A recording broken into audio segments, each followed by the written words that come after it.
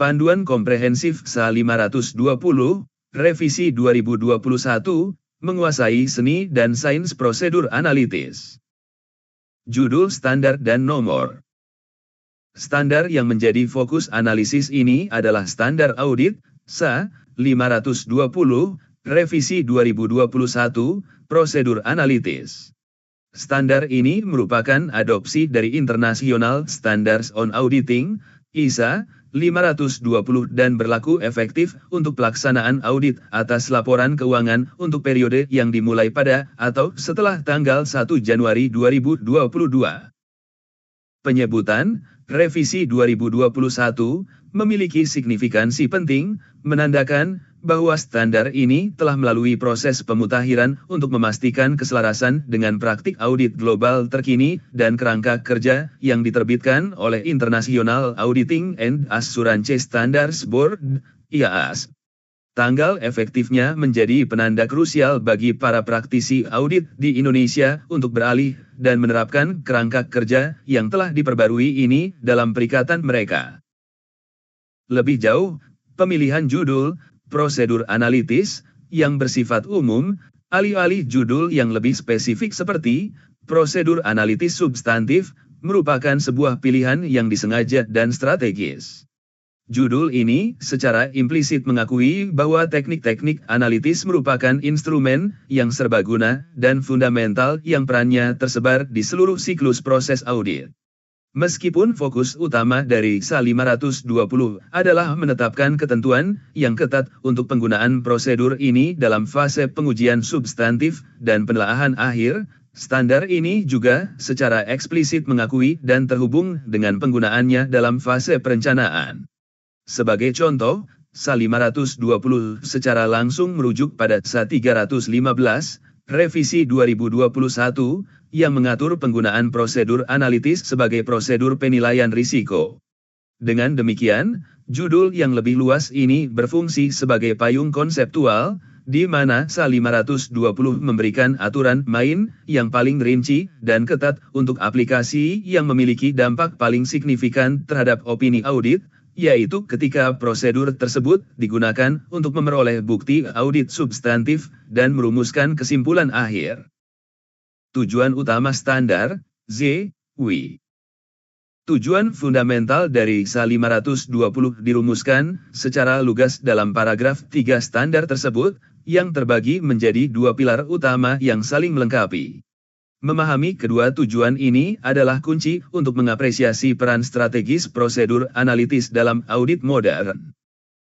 Tujuan auditor adalah untuk memperoleh bukti audit relevan dan andal ketika menggunakan prosedur analitis substantif, dan untuk mendesain dan melaksanakan prosedur analitis mendekati akhir audit, yang membantu auditor dalam merumuskan kesimpulan keseluruhan apakah laporan keuangan konsisten dengan pemahaman auditor terhadap entitas.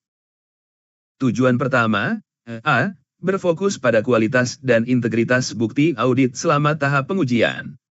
Ini menegaskan bahwa prosedur analitis bukanlah sekadar latihan perbandingan angka atau kalkulasi rasio yang bersifat sambil lalu.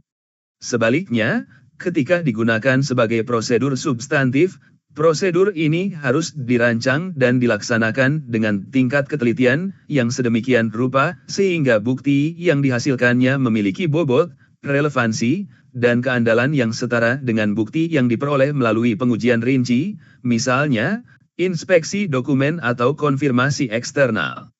Ini adalah tentang memastikan bahwa kesimpulan yang ditarik dari analisis data benar-benar dapat diandalkan untuk mendukung asersi laporan keuangan. Tujuan kedua, B. Berfokus pada tinjauan makro dan validasi akhir. Pada tahap penyelesaian audit, setelah semua pengujian detail selesai, auditor seolah-olah mundur selangkah untuk melihat gambaran besar. Prosedur analitis pada tahap ini berfungsi sebagai jaring pengaman terakhir, sebuah tes kewajaran, reasonableness test, tingkat tinggi untuk memastikan bahwa laporan keuangan secara keseluruhan termasuk dampak dari semua penyesuaian audit yang telah diidentifikasi masuk akal dan konsisten dengan pemahaman mendalam auditor mengenai bisnis, industri, dan lingkungan ekonomi entitas. Secara konseptual, kedua tujuan ini menciptakan sebuah dualitas fungsi yang kuat untuk prosedur analitis. Pada satu sisi, prosedur ini berfungsi sebagai mikroskop, yang memungkinkan auditor untuk memeriksa asersi spesifik secara mendalam dan terfokus. Contohnya, menganalisis hubungan antara beban gaji, data keuangan, dengan jumlah karyawan dan tarif upah rata-rata, data non-keuangan, untuk memverifikasi kewajaran asersi, akurasi, dan kelengkapan atas akun beban gaji. Di sisi lain, prosedur analitis juga berfungsi sebagai teleskop, yang memberikan pandangan panorama untuk menilai konsistensi dan kewajaran laporan keuangan secara keseluruhan.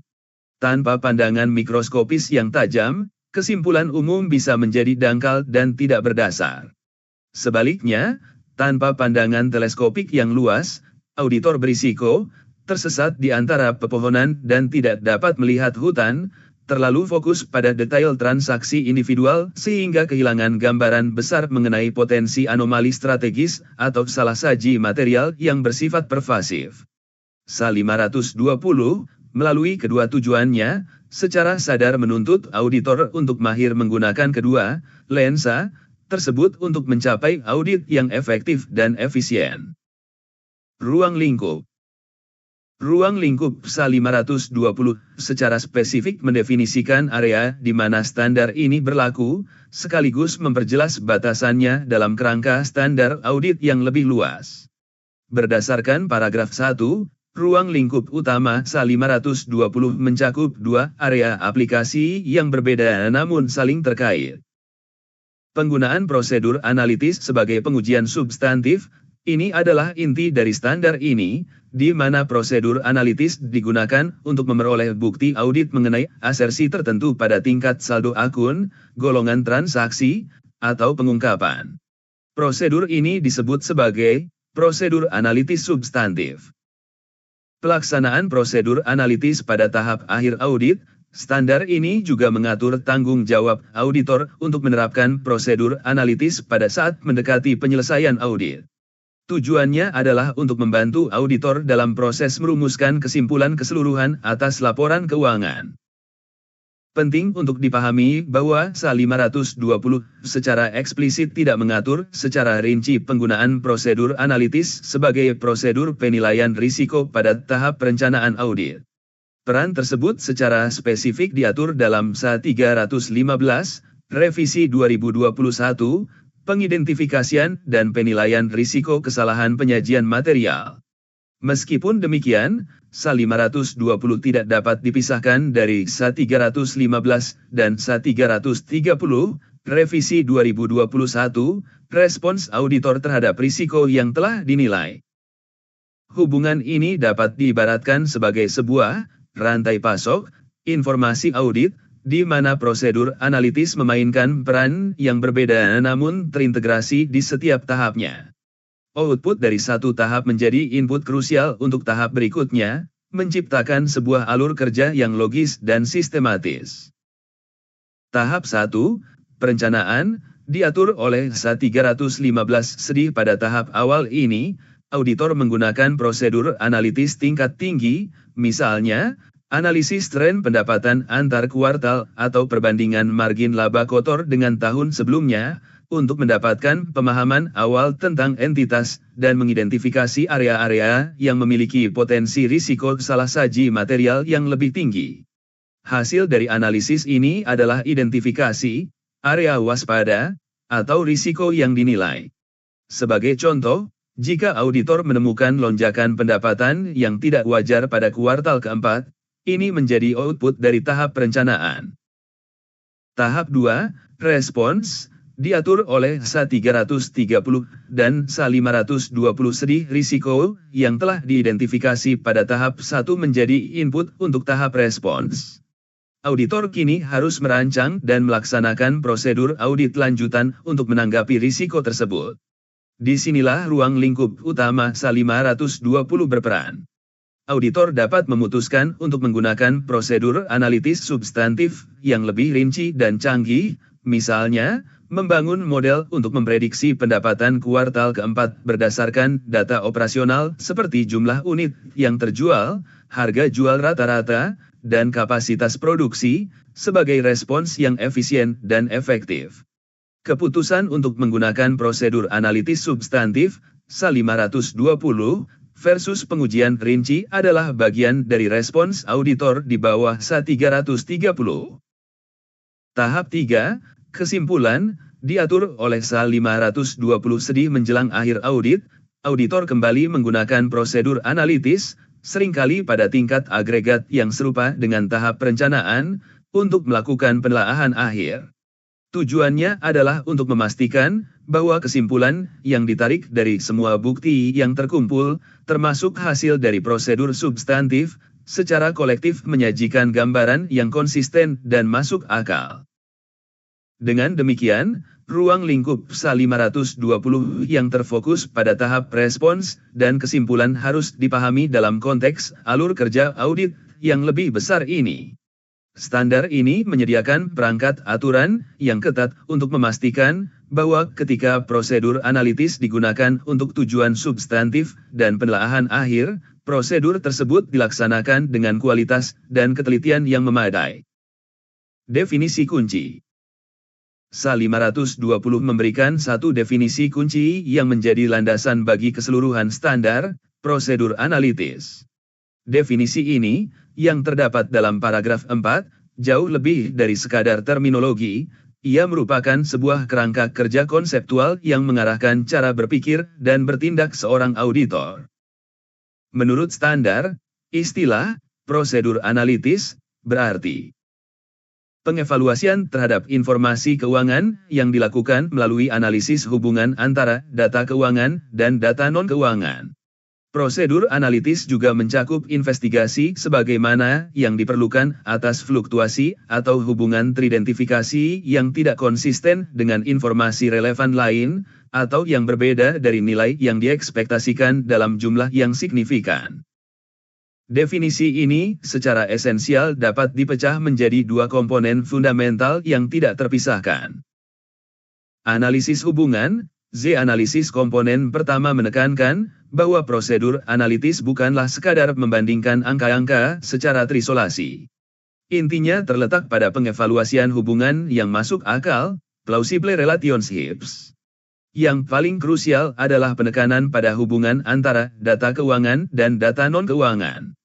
Ini memaksa auditor untuk melampaui buku besar dan laporan keuangan, dan masuk ke dalam ranah operasional entitas.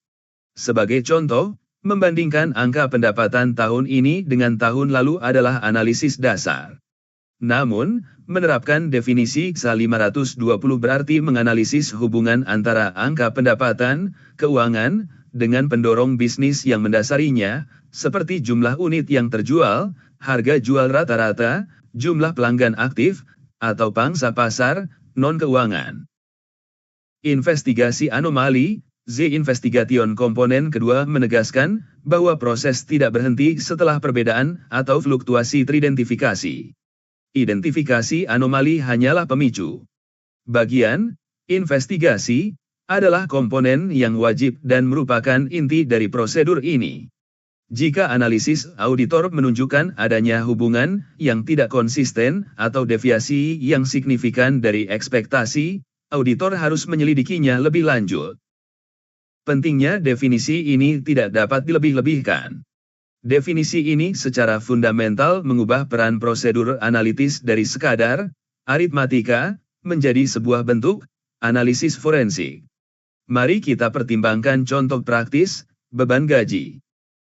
Seorang auditor yang hanya melakukan perbandingan sederhana mungkin akan melihat bahwa beban gaji naik 10% dari tahun sebelumnya dan, jika kenaikan tersebut terlihat wajar, mungkin akan berhenti di situ.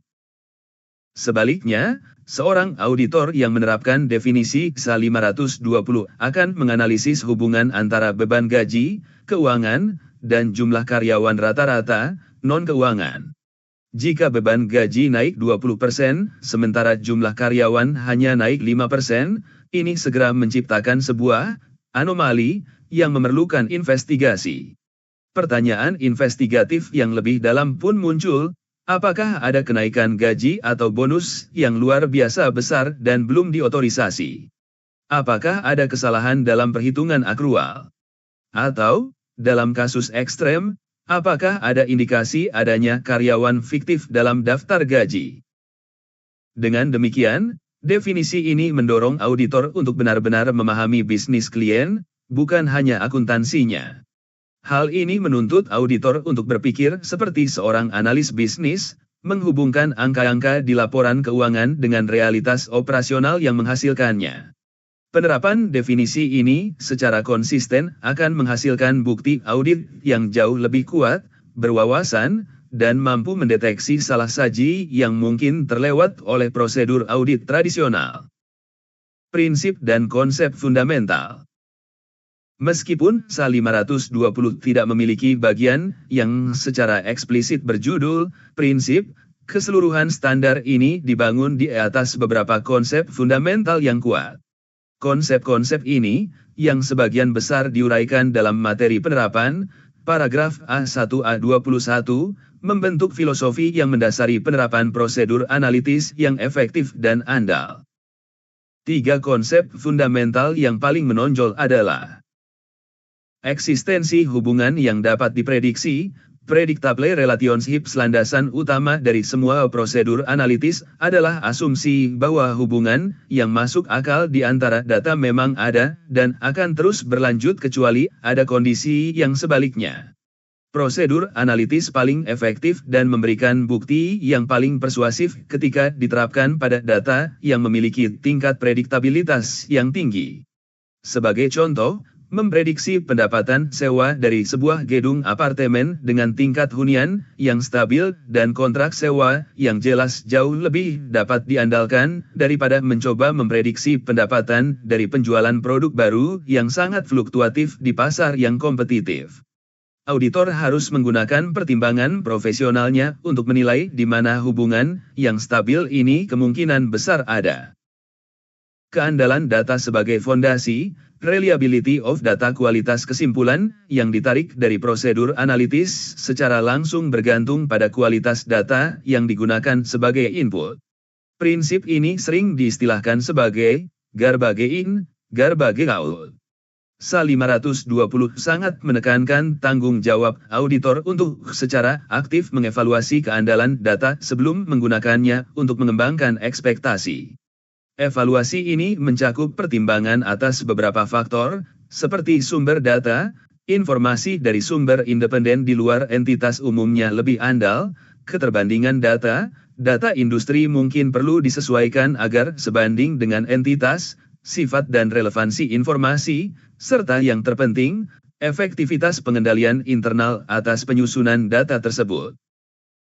Presisi ekspektasi menentukan kekuatan bukti.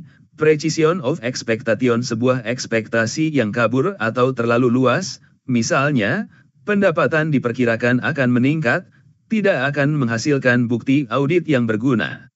Standar ini menuntut auditor untuk mengembangkan ekspektasi dengan tingkat akurasi yang cukup untuk dapat mengidentifikasi salah saji yang, baik secara individual maupun secara agregat, dapat menyebabkan laporan keuangan salah saji secara material.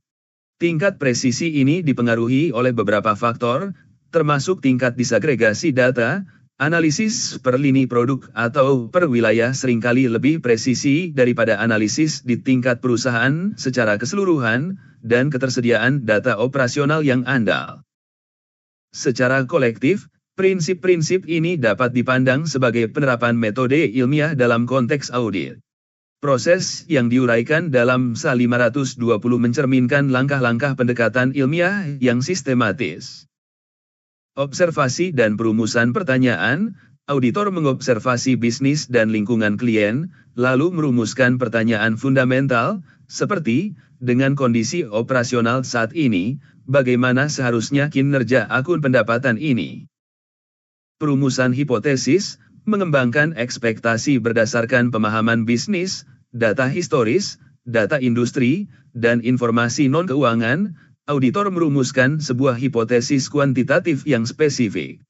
Contoh, berdasarkan jumlah mahasiswa yang terdaftar dikalikan dengan biaya kuliah rata-rata, saya menghipotesiskan bahwa pendapatan universitas untuk tahun ini seharusnya sekitar Rp500 miliar. Ini adalah penerapan langsung dari konsep presisi ekspektasi. Pengujian hipotesis, melakukan perbandingan auditor kemudian menguji hipotesisnya dengan membandingkan nilai yang diekspektasikan, Rp500 miliar, dengan nilai yang sebenarnya tercatat dalam laporan keuangan klien, misalnya, Rp550 miliar. Analisis hasil dan penarikan kesimpulan, investigasi anomali terdapat perbedaan signifikan sebesar Rp50 miliar. Sesuai dengan metode ilmiah, anomali ini tidak diabaikan. Auditor kini harus melakukan investigasi lebih lanjut untuk memahami penyebabnya. Apakah ada program studi baru yang belum diperhitungkan? Apakah ada kenaikan biaya kuliah yang tidak terkomunikasikan? Ataukah ini merupakan indikasi adanya pengakuan pendapatan yang tidak tepat? Pendekatan yang terstruktur ini menanamkan skeptisisme profesional dan ketelitian analitis ke dalam proses audit.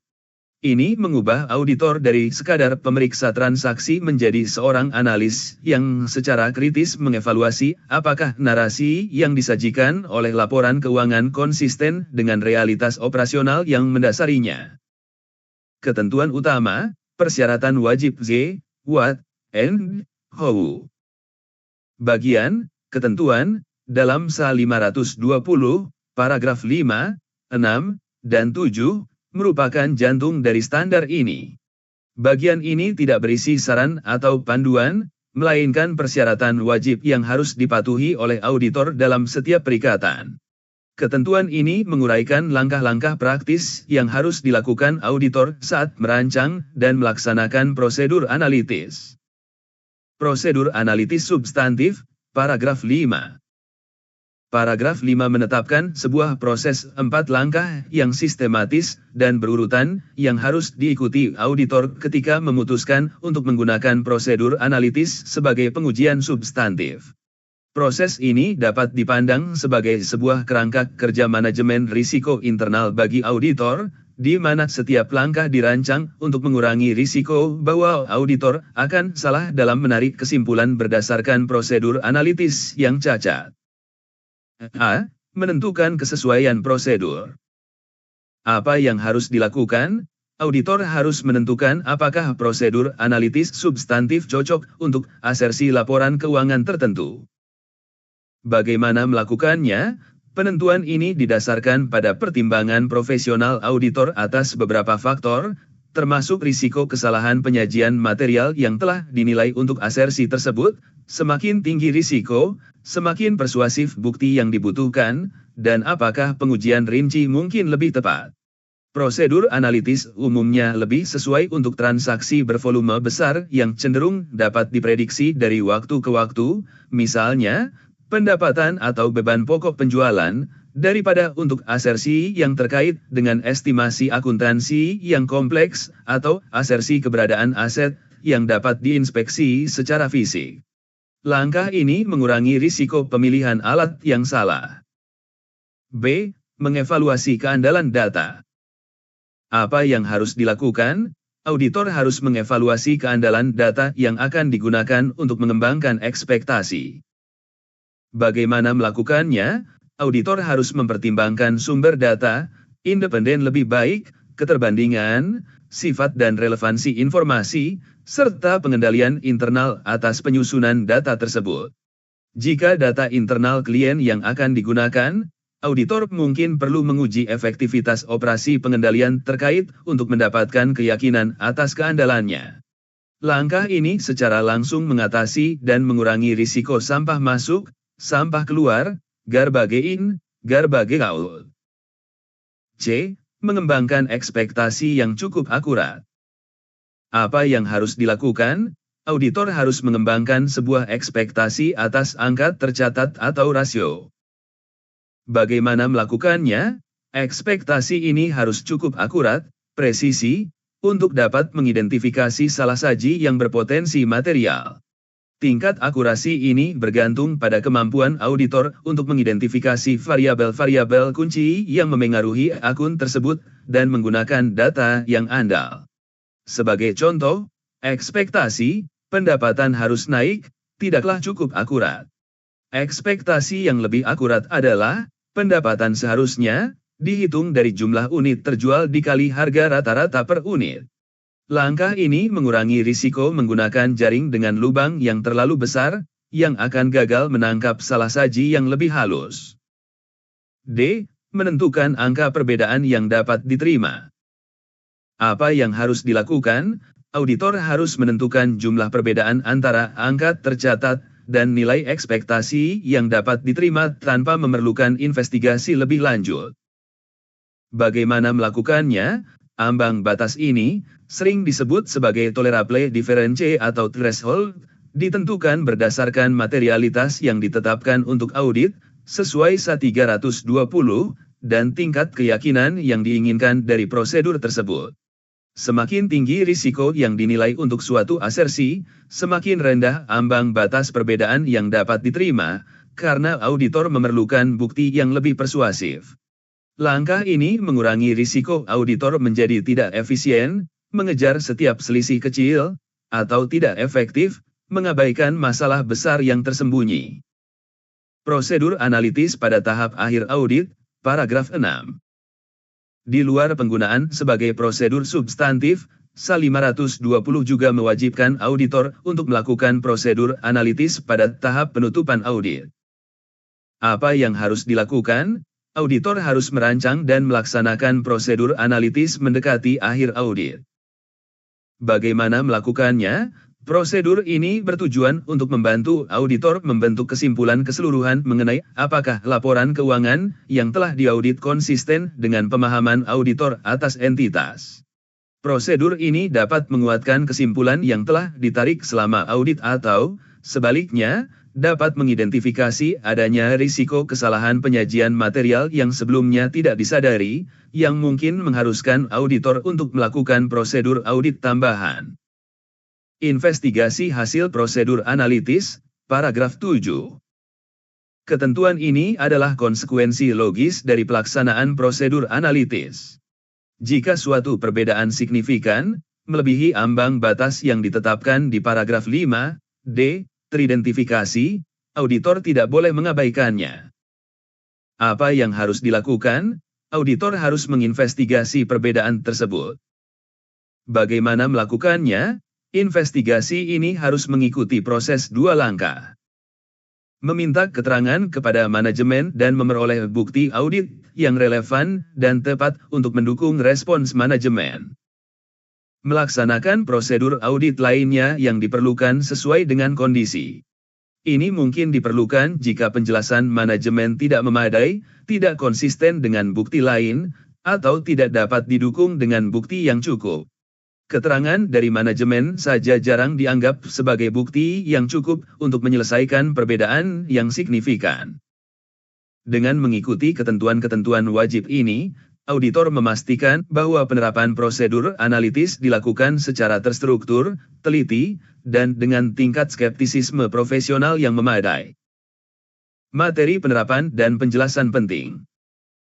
Jika bagian, ketentuan, adalah kerangka dari SA520, maka bagian, materi penerapan dan penjelasan lain, paragraf A1A21, adalah dagingnya. Bagian ini memberikan konteks, contoh, dan panduan praktis yang sangat berharga untuk membantu auditor memahami dan menerapkan persyaratan wajib dalam situasi dunia nyata. Bagian ini memberikan warna pada aturan yang hitam putih. Jenis-jenis prosedur analitis, A1-A3. Materi penerapan dimulai dengan memberikan contoh konkret tentang bagaimana prosedur analitis dapat dilakukan, yang dapat dikategorikan sebagai berikut. Analisis tren, ini adalah bentuk paling dasar, yaitu membandingkan data periode berjalan dengan informasi komparatif periode lalu. Analisis kewajaran, reasonableness testing ini melibatkan perbandingan data keuangan dengan hasil yang diantisipasi, seperti anggaran, perakiraan, atau ekspektasi yang dikembangkan secara independen oleh auditor, misalnya, menghitung estimasi beban penyusutan. Analisis rasio, melibatkan perhitungan dan perbandingan rasio keuangan, misalnya, rasio lancar, perputaran piutang, dengan data historis, data industri, atau rata-rata perusahaan sejenis. Analisis hubungan data keuangan dan non-keuangan, ini adalah bentuk yang lebih canggih dan seringkali lebih persuasif, seperti menghubungkan beban gaji dengan jumlah karyawan, atau pendapatan hotel dengan tingkat hunian dan harga kamar rata-rata. Panduan praktis untuk prosedur analitis substantif, A4-A16. Bagian ini memberikan panduan mendalam untuk setiap langkah dalam persyaratan paragraf 5. Kesesuaian, A6-A11 ditegaskan bahwa prosedur analitis lebih cocok untuk transaksi bervolume besar yang dapat diprediksi. Tingkat keyakinan yang diberikan oleh prosedur analitis berada dalam sebuah spektrum. Di satu ujung, memprediksi pendapatan sewa dari gedung apartemen yang terisi penuh dapat memberikan bukti yang sangat persuasif, bahkan mungkin menghilangkan kebutuhan akan pengujian rinci lebih lanjut. Di ujung lain, perbandingan sederhana atas persentase laba kotor mungkin hanya memberikan bukti koroboratif yang kurang persuasif. Keandalan data, A12-A14 panduan ini memberikan 4 kriteria spesifik untuk menilai keandalan data. Sumber, data dari sumber independen di luar entitas lebih andal. Keterbandingan, data industri mungkin memerlukan penyesuaian agar relevan. Sifat dan relevansi, apakah anggaran merupakan target yang optimis atau ekspektasi yang realistis? Pengendalian, apakah ada pengendalian internal yang efektif atas penyusunan dan pemeliharaan data? Keberadaan pengendalian yang kuat meningkatkan keyakinan auditor atas data tersebut. Akurasi ekspektasi, A15 keakuratan ekspektasi auditor dipengaruhi oleh tingkat disagregasi informasi, analisis per segmen atau bulan lebih akurat daripada per tahun. Ketersediaan informasi, baik keuangan maupun non-keuangan. Keandalan data yang digunakan untuk membangun model ekspektasi. Ambang batas perbedaan, A16 penentuan ambang batas ini secara langsung dipengaruhi oleh materialitas dan risiko yang dinilai. Semakin tinggi risiko kesalahan penyajian material untuk suatu asersi, semakin rendah ambang batas perbedaan yang dapat diterima oleh auditor, karena diperlukan tingkat keyakinan yang lebih tinggi dari prosedur tersebut. Investigasi atas perbedaan, A20-A21. Materi penerapan memberikan penekanan kritis pada proses investigasi. Ditegaskan bahwa respons dari manajemen harus dievaluasi secara kritis dengan menggunakan pemahaman auditor atas entitas dan lingkungannya. Yang terpenting, penjelasan manajemen seringkali merupakan titik awal, bukan akhir, dari investigasi. Auditor harus selalu mempertimbangkan apakah penjelasan tersebut perlu didukung oleh bukti audit lain.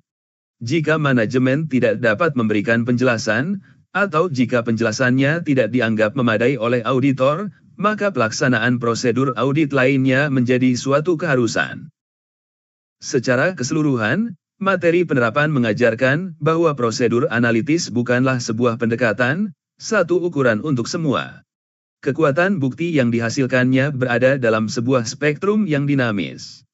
Pemahaman akan spektrum ini memungkinkan auditor untuk secara cerdas merancang dan menyesuaikan kekuatan prosedur mereka agar sesuai dengan tingkat risiko spesifik dari asersi yang sedang diuji, sejalan dengan prinsip respons risiko dalam SA 330. Hubungan dengan standar audit lain. Standar audit 520 tidak beroperasi dalam ruang hampa. Sebaliknya, standar ini merupakan salah satu komponen penting dalam sebuah ekosistem standar profesional akuntan publik, SPAP, yang saling terhubung dan saling bergantung. Memahami interaksi ini sangat krusial untuk menerapkan SA 520 secara efektif dan dalam konteks yang benar. SA 520 berfungsi sebagai jembatan kritis yang menghubungkan fase perencanaan audit, penilaian risiko, dengan fase pelaksanaan, pengumpulan bukti, dan fase penyelesaian, perumusan kesimpulan. Berikut adalah analisis mendalam mengenai hubungan SA 520 dengan standar-standar kunci lainnya. SA 200, Revisi 2021, tujuan keseluruhan auditor independen dan pelaksanaan audit berdasarkan standar audit, SA 200 adalah fondasi dari semua standar audit. Konsep-konsep fundamental seperti skeptisisme profesional dan pertimbangan profesional yang diamanatkan oleh SA 200 menjadi sangat relevan dalam penerapan SA 520.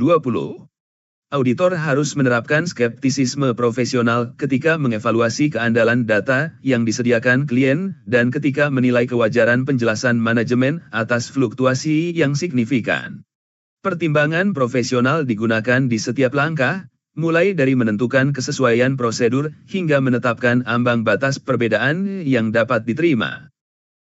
SA 315, Revisi 2021, Pengidentifikasian dan penilaian risiko kesalahan penyajian material, hubungan ini bersifat sekuensial dan fundamental.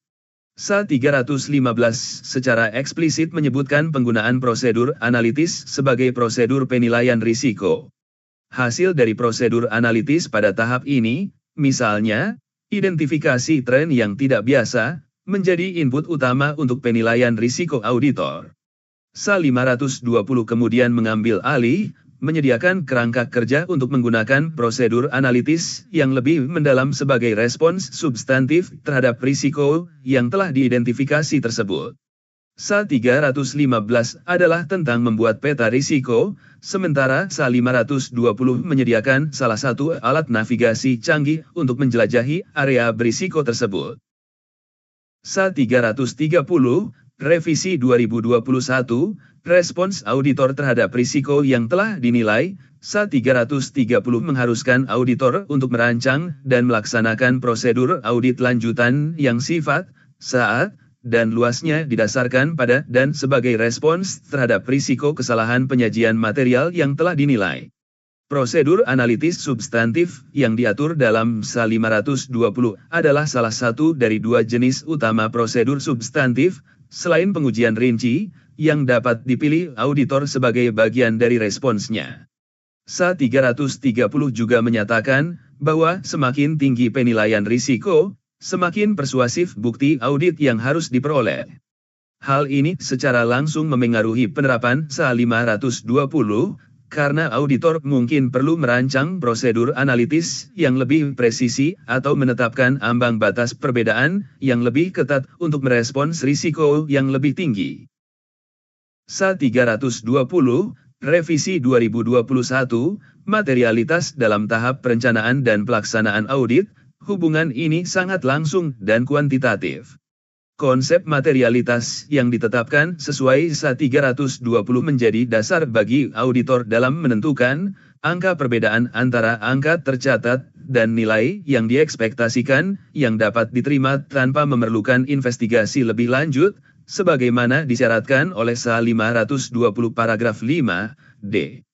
Ambang batas ini pada dasarnya adalah penerapan konsep materialitas pada tingkat prosedur audit individual. Tanpa penetapan materialitas yang tepat di bawah SA 320, auditor tidak akan memiliki dasar yang objektif untuk menilai signifikansi perbedaan yang ditemukan melalui prosedur analitis. SA 500, Revisi 2021, Bukti Audit, SA 500 menetapkan prinsip-prinsip umum mengenai apa yang menjadi bukti audit dan tanggung jawab auditor untuk memperoleh bukti audit yang cukup dan tepat. Persyaratan dalam SA 520 paragraf 5b untuk mengevaluasi keandalan data adalah penerapan langsung dari prinsip fundamental dalam SA 500 bahwa bukti audit harus andal. SA 500 memberikan kerangka umum, sementara SA 520 memberikan panduan spesifik tentang cara menilai keandalan informasi yang digunakan secara khusus untuk prosedur analitis. Untuk memvisualisasikan hubungan-hubungan ini, matriks berikut dapat digunakan sebagai panduan referensi cepat. Tabel 1, matriks interkoneksi SA 520 dengan standar audit kunci. Standar terkait. Sifat hubungan dengan SA 520. Implikasi praktis pada penerapan SA 520. SA 200. Fondasi konseptual. Menuntut penerapan skeptisisme profesional saat mengevaluasi data dan penjelasan manajemen, serta penggunaan pertimbangan profesional di setiap tahap. SA 315. Input, pemicu. Prosedur analitis dalam SA 315 mengidentifikasi risiko. Risiko yang dinilai ini menjadi input yang menentukan sifat dan luas prosedur analitis substantif di bawah SA 520. SA 330. Kerangka respons. SA 520 menyediakan salah satu alat utama, prosedur analitis substantif, untuk melaksanakan respons terhadap risiko yang diwajibkan oleh SA 330. SA 320. Input kuantitatif. Tingkat materialitas yang ditetapkan di bawah SA 320 secara langsung menentukan ambang batas perbedaan yang dapat diterima dalam SA 520, paragraf 5, D. SA 500. Prinsip kualitas bukti. Prinsip keandalan bukti audit dalam SA 500 diterapkan secara spesifik dalam SA 520 melalui persyaratan untuk mengevaluasi keandalan data yang digunakan. Pemahaman yang mendalam tentang interkoneksi ini memungkinkan auditor untuk menerapkan SA 520 bukan sebagai serangkaian aturan yang terisolasi, tetapi sebagai bagian integral dari sebuah proses audit yang logis, sistematis, dan berbasis risiko. Implikasi praktis bagi auditor. Menerjemahkan bahasa formal standar audit ke dalam praktik kerja sehari-hari adalah tantangan sekaligus kunci keberhasilan seorang auditor. SA 520, jika diterapkan dengan benar, memiliki implikasi praktis yang mendalam terhadap efisiensi, efektivitas, dan kualitas keseluruhan sebuah audit. Peningkatan efisiensi audit. Salah satu manfaat paling nyata dari penerapan SA 520 adalah potensi peningkatan efisiensi. Untuk akun-akun yang melibatkan volume transaksi yang besar dan dapat diprediksi, seperti pendapatan dari penjualan produk standar, beban gaji, atau beban sewa, prosedur analitis substantif yang dirancang dengan baik dapat memberikan tingkat keyakinan yang tinggi dengan usaha yang jauh lebih sedikit dibandingkan dengan melakukan pengujian rinci atas ratusan atau ribuan transaksi individual.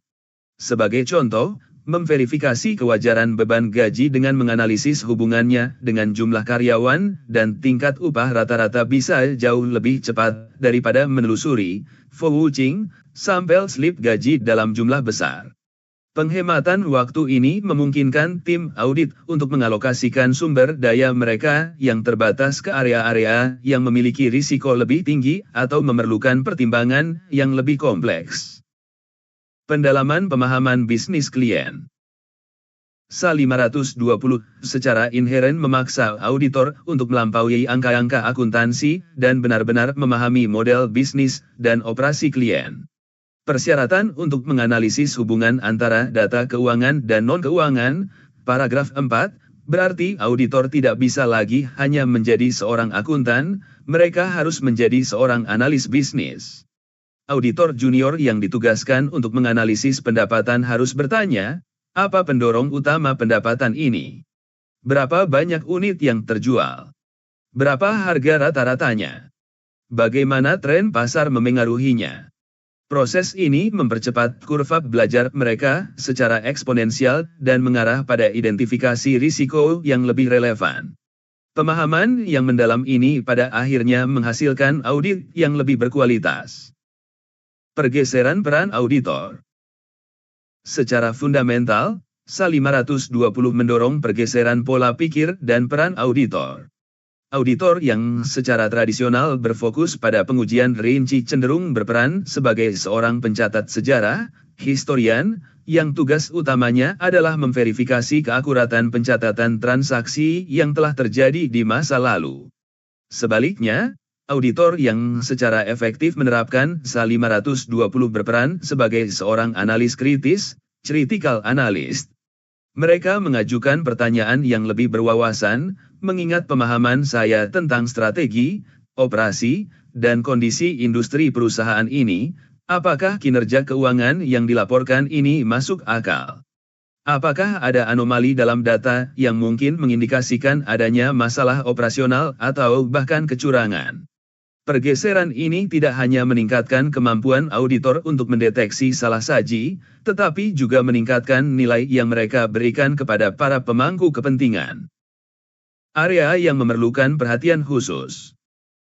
Meskipun memiliki banyak manfaat, penerapan SA 520 juga mengandung beberapa tantangan dan area yang memerlukan kewaspadaan tinggi. Keandalan data yang disediakan klien. Auditor harus sangat waspada terhadap risiko menggunakan data internal klien yang tidak andal, terutama jika pengendalian internal atas data tersebut lemah. Sebelum membangun model ekspektasi yang kompleks, auditor harus terlebih dahulu memperoleh keyakinan atas kelengkapan dan keakuratan data yang mendasarinya. Bias dalam penjelasan manajemen. Ketika dihadapkan dengan fluktuasi yang tidak terduga, manajemen secara alami mungkin akan memberikan penjelasan yang paling menguntungkan bagi mereka. Auditor harus menerapkan skeptisisme profesional dan tidak menerima penjelasan tersebut begitu saja. Penjelasan manajemen harus selalu dianggap sebagai titik awal investigasi, yang kemudian harus didukung dengan bukti audit yang menguatkan, corroborating evidence, dari sumber lain.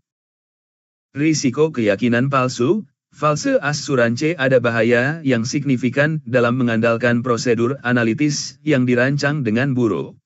Jika ekspektasi yang dikembangkan tidak cukup presisi atau didasarkan pada data yang salah, prosedur tersebut dapat gagal mengidentifikasi salah saji material yang ada, namun memberikan auditor rasa aman yang palsu. Oleh karena itu, investasi waktu di awal untuk merancang prosedur yang kuat sangatlah penting. Secara keseluruhan, SA 520 adalah alat yang sangat kuat dalam perangkat auditor. Namun, seperti alat canggih lainnya, efektivitasnya bergantung sepenuhnya pada keahlian, pertimbangan, dan skeptisisme dari orang yang menggunakannya. Contoh sederhana, jika relevan. Untuk mengilustrasikan konsep-konsep yang terkadang abstrak dalam SA 520, sebuah analogi sederhana dapat sangat membantu.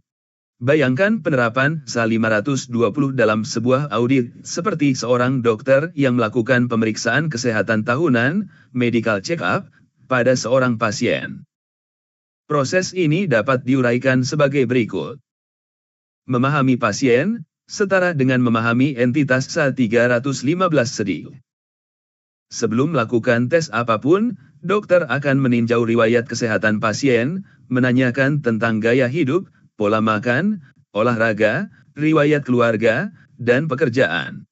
Ini memberikan konteks yang krusial. Dalam audit, ini setara dengan auditor yang mendapatkan pemahaman mendalam tentang bisnis klien, industrinya, dan lingkungannya. Mengembangkan ekspektasi, setara dengan paragraf 5C. Berdasarkan usia, jenis kelamin, tinggi berat badan, dan gaya hidup pasien, dokter memiliki ekspektasi yang jelas dan terukur mengenai tanda-tanda vital. Misalnya, untuk orang dewasa yang sehat, dokter mengharapkan tekanan darah berada di sekitar 120-80 mmHg, detak jantung istirahat antara 60-100 bpm, dan kadar kolesterol total di bawah 200 mg/dl. Ekspektasi ini tidak kabur, mereka spesifik dan didasarkan pada data medis yang mapan. Dalam audit, ini setara dengan auditor yang mengembangkan ekspektasi kuantitatif untuk sebuah akun, misalnya, berdasarkan jumlah karyawan dan tarif upah, beban gaji seharusnya sekitar Rp5 miliar. Mengukur dan membandingkan pelaksanaan prosedur analitis. Dokter kemudian melakukan pengukuran aktual, mengukur tekanan darah pasien, menghitung detak jantung, dan mengambil sampel darah untuk diuji. Hasil aktual ini kemudian dibandingkan dengan ekspektasi yang telah ditetapkan. Dalam audit, ini adalah saat auditor membandingkan nilai ekspektasi mereka, Rp5 miliar, dengan angka yang sebenarnya tercatat di buku besar klien, misalnya Rp6 miliar. Menilai signifikansi perbedaan, setara dengan paragraf 5D. Jika tekanan darah pasien terukur 125/82 mmHg, dokter mungkin menganggapnya sebagai variasi normal yang tidak memerlukan investigasi lebih lanjut, berada dalam ambang batas yang dapat diterima. Namun, jika hasilnya 160/100 mmHg, ini adalah perbedaan yang sangat signifikan dan jelas berada di luar ambang batas yang dapat diterima. Dalam audit, perbedaan Rp1 miliar pada beban gaji kemungkinan besar akan dianggap signifikan dan melebihi ambang batas yang telah ditentukan berdasarkan materialitas. Melakukan investigasi, setara dengan paragraf 7D. Menghadapi hasil tekanan darah 160/100, dokter tidak akan langsung memberikan resep obat. Tindakan pertamanya adalah investigasi. Meminta keterangan, paragraf 7A, dokter akan bertanya kepada pasien, apakah Anda sedang stres akhir-akhir ini? Bagaimana pola makan Anda? Apakah Anda minum kopi sebelum datang ke sini? Setara dengan meminta keterangan kepada manajemen. Melakukan prosedur lanjutan, paragraf 7B, berdasarkan jawaban pasien dan untuk mendapatkan bukti yang lebih objektif, dokter akan melakukan tes diagnostik yang lebih mendalam, seperti tes EKG, tes darah yang lebih lengkap, atau memasang monitor tekanan darah 24 jam. Setara dengan auditor yang melakukan prosedur audit lain, seperti pengujian rinci atas transaksi gaji atau memeriksa kontrak kerja karyawan baru. Analogi ini dengan sempurna mengilustrasikan esensi dari SA 520, prosedur analitis adalah alat diagnostik awal yang sangat efisien. Seperti tes tekanan darah, prosedur ini dapat dengan cepat dan efektif mengidentifikasi area-area yang menunjukkan gejala tidak sehat, anomali, yang memerlukan perhatian lebih dalam. Namun, prosedur ini jarang menjadi dasar untuk kesimpulan akhir. Hasilnya adalah pemicu untuk investigasi yang lebih terfokus dan mendalam, yang seringkali melibatkan pengujian rinci. Ini menyoroti hubungan simbiosis antara efisiensi prosedur analitis dan ketelitian pengujian rinci dalam sebuah audit yang berkualitas tinggi.